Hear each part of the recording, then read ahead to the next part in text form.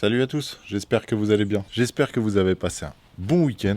Pour ma part, oui, comme je vous ai dit, je suis parti en Normandie avec les enfants, la famille et tout. On était bien, c'est tranquille pour ça, la Normandie. On était du côté de Caen, après on a fait Deauville-Trouville en fin de week-end. Il y avait un monde entre Deauville et Trouville, c'était blindé de monde. Mais par contre, à Caen et tout, c'était tranquille. C'était la première fois que j'allais sur Caen. Et franchement, c'était sympa. Niveau décor, niveau architecture et tout ça, c'était vraiment joli. Si un jour vous passez par Caen, allez-y, c'est joli. Honnêtement, c'est joli. Et je pense que ça a une sacrée histoire. Je ne connais pas l'histoire de Caen, mais au niveau des bâtiments, il y a des trucs, je pense, très anciens et sympas. Voilà, juste pour vous dire, c'est sympa. Allez sur Caen, c'est joli. Et ceux qui me suivent de Caen, bah, vous avez une jolie ville. Et j'ai remarqué, très jeune. Il y a beaucoup de jeunes à Caen. Bon, allez, sur ce, vous savez quoi? On va continuer d'étaler des cailloux, tout simplement. Hein. Je vais continuer de prendre mon seau et envoyer tout ça, envoyer. Et puis voilà, hein, c'est tout ce qu'il y a à dire. Je mets des cailloux en place. C'est parti.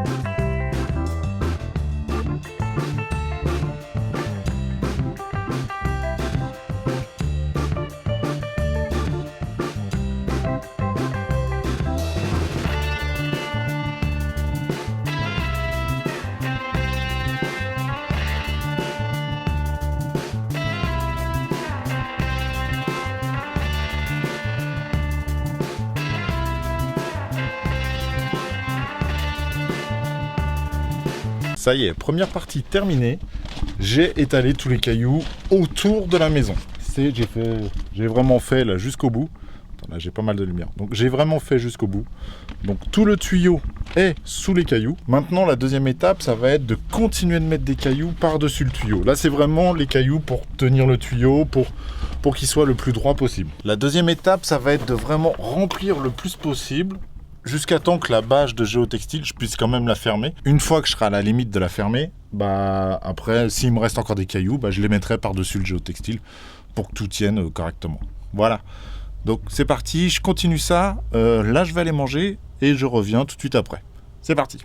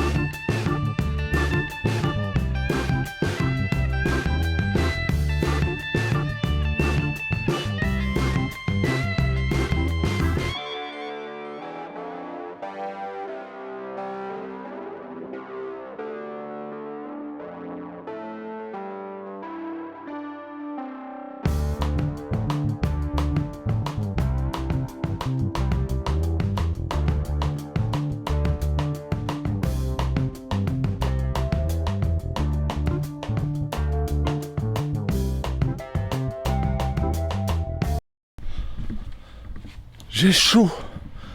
J'ai super chaud. Ah vache. J'en suis à 2 big bags de fait là. Donc ça fait quand même pas mal. Je sais pas combien ça pèse un big bag de cailloux calcaires comme ça là. Je regarderai sur internet et je vous mettrai le chiffre là. Mais je crois que c'est lourd. C'est un peu plus d'une tonne je pense. Donc ça fait quand même pas mal. Et celui qui me dit que ça manque de cailloux là, non, j'en ai assez. Enfin j'espère en tout cas. Je vous avoue que je sais pas trop, moi c'est une moyenne. Là je vous avoue que j'en ai quand même pas mal. Hein. Je dois avoir à peu près 40 cm de haut sur 50 de large à peu près. Voilà, c'est à peu près, hein, je vous dis ça comme ça. Mais ça en fait pas mal des cailloux là, à la fin. Je vous dis, il fait chaud. Là, il fait chaud. J'ai un peu de soleil. Il fait pas trop chaud en température, mais à porter des cailloux, à la fin, c'est chaud. Bon, bah allez, je vais continuer un petit peu. Et puis voilà, hein, je vais continuer de manière. Hein. Dans tous les cas, faut que je termine de mettre tous les cailloux. Pas aujourd'hui, c'est sûr. Parce que là, il me reste quand même, on va dire, 3 big bags à faire. J'en ai quand même fait 3. Hein. 3 sur 6, ça va, hein, tout seul. C'est quand même pas mal. Bon, bah allez, c'est parti. Je continue d'étaler les cailloux. C'est parti.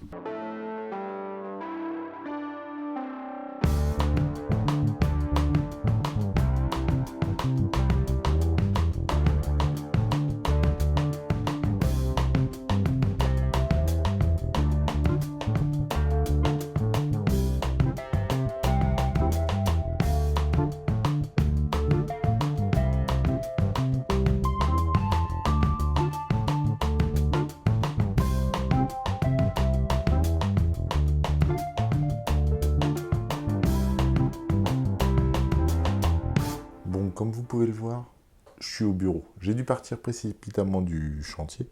Bon, c'est rien de grave, il n'y a pas de problème. Petit récap de la journée, j'ai étalé pas mal de cailloux. Là, j'ai terminé de faire mon montage et j'ai pu voir combien j'avais porté en kilos avec mon petit seau. 3 tonnes 2, j'ai fait. C'est 1,6 tonnes le mètre cube. C'est du gravier calcaire du 20-40. Allez vérifier sur internet, ça vous donnera le même chiffre, à moins que je me sois trompé. Mais voilà, je vous dis ça comme ça. Et je vous avoue, j'ai un petit peu mal au bas du dos. C'est pas très grave. C'est même pas le poids qui était chiant. C'est, vous savez, quand on marche sur un sol qui est pas droit et pas forcément stable, ça tire à certains endroits. Et voilà, c'est pour ça que de temps en temps, on peut avoir mal au dos. Bon, maintenant, on va passer aux questions. Je vais pas vous embêter plus que ça. Bon, alors, j'ai une question de Frédéric Kirsch. Bonjour Olivier, merci pour tes vidéos, toujours au top et instructif. Merci à toi. J'aimerais revenir sur l'histoire de l'architecte pour les 150 mètres carrés au sol. Est-ce que toi tu serais, ou si quelqu'un s'y connaît assez? Si tu fais un garage d'environ 120 mètres carrés, au sol avec environ 4,5 mètres de hauteur, tu fais une dalle pour le plafond, mais que tu remontes des murs environ 3 mètres, tout en ne faisant aucune ouverture, genre un grenier, etc. Est-ce que l'architecte sera obligé, vu que la partie grenier serait pas une partie habitable en soi? Merci à toi. Bah je sais pas. Honnêtement, est-ce que si tu fais une grange, est-ce que c'est considéré... Ça va pas être considéré comme habitable, mais est-ce que tu es obligé de passer par un architecte? Je saurais pas te dire. Honnêtement, je pense pas. Tu vas devoir faire ton permis de construire et tout ça normal, ça, il n'y a pas de souci à déposer en mairie. Mais je pense pas que tu aies besoin de faire... je pense pas que tu aies besoin de passer par un architecte. Quand tu fais une cabane de jardin, c'est pas considéré comme habitable en soi. Je sais pas. Je suis pas sûr à 100%, mais je pense pas. Maintenant, honnêtement, faut pas les prendre pour des idiots en mairie. Si tu fais ça pour aller habiter dedans, ils vont s'en douter. À un moment donné, ils vont s'en douter. Mais si c'est vraiment pour faire une sorte de grange, un hangar pour garder des choses, je sais pas dans quelle catégorie tu rentres. Je sais pas du tout. Je préfère pas te dire de bêtises. Là, je sais pas. Limite, le mieux, c'est de te renseigner directement avec une mairie qui va directement te donner l'information. Ça sera le plus simple et le plus sûr. Question de Dimrêve. Salut Olivier, super vidéo comme d'habitude. Question, auras-tu un système de chauffage au sous-sol? Oui, j'aurai un système de chauffage au sous-sol comme pour toute la maison. Ce sera des radiateurs à eau standard. Voilà. Mais oui, il y aura bien un peu de chauffage. J'ai une question de Talaha Pekti. Salut, est-ce que c'est possible que tu fasses une vidéo expliquant la paperasse pour faire construire une maison? Par qui il faut passer au début, diplôme si requis, le temps que ça t'a mis, etc. Alors la paperasse en tant qu'autoconstructeur, il n'y a pas grand-chose en soi. Hein. C'est pas si compliqué que ça. Je vais te le faire là tout de suite, comme ça sera plus simple. Parce qu'il n'y a pas besoin d'une vidéo pour comprendre ça assez rapidement. C'est pas compliqué. En premier temps, tu dois trouver un terrain. Ça, c'est rapide. Enfin, c'est rapide. Ça dépend où tu habites et ça dépend du budget que tu as. Mais il faut que tu trouves un terrain. Une fois que tu as le terrain, que tu signes ta promesse de vente, il va falloir que tu fasses tes plans. Donc, soit passer par un architecte ou pas. Ça, c'est toi qui vois. Ça dépend de la taille de la maison. Ça dépend de plein de choses.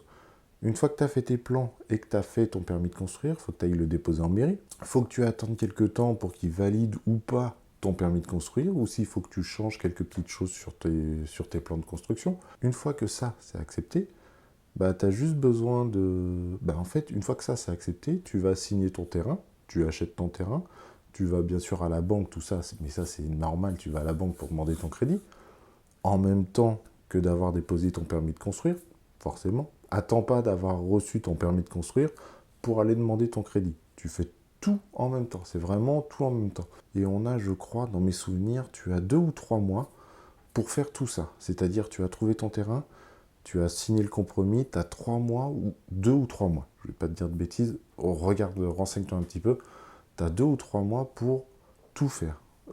Comme je te dis, le dépôt de permis en mairie et avoir l'accord de ta banque, comme quoi tu as un crédit. Une fois que tu as tout ça qui est fait, tu vas pouvoir aller signer ton terrain. Et là, après, tu déposes comme quoi tu commences ton chantier.